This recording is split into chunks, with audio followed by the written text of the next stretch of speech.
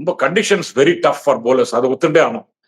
Complete sun was out totally and batting conditions are improved. Pitch ரொம்ப ease out ஆயிடுது. ஒரே ஒரு குறை தான், டைட்டா போட்டிருக்கலாம்.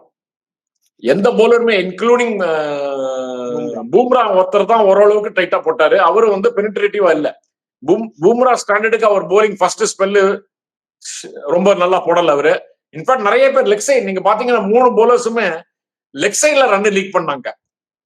ஃபர்ஸ்ட் 60-70 ஓவர்ல 60-70 ரன்னுல ஒரு 12 பவுண்டரி 13 பவுண்டரிஸ் எடுத்தாங்கன்னா அதுல 10 11 பவுண்டரிஸோ என்னமோ லெக் சைட் பவுண்டரிஸ். ஜாக்ராலையும் சரி, ஆமா டக்கெட்டும் சரி, 2 பேருமே லெக் சைட்ல நிறைய பவுண்டரி அடிச்சாங்க. அதுவும் நியூ பால்ல இதே மாதிரி லெக் சைட்ல பவுண்டரி கொடுக்கறதுங்கிறது நாட் அக்செப்டபிள். ஈவன் பூம்ராவே கொடுத்தாரு. பூம்ராவே 2-3 பவுண்டரி லெக் சைட்ல கொடுத்தாரு. சோ ஒரு லைன், ஒரே ஒரு லைன் ஆஃப் சைட்லயே போடணும் ஆர் லெக் சைட்லயே போடணும் அப்படிங்கிற ஒரு பிளான் இல்லாம பால் வாஸ் ரெண்டு எண்ட்லயும்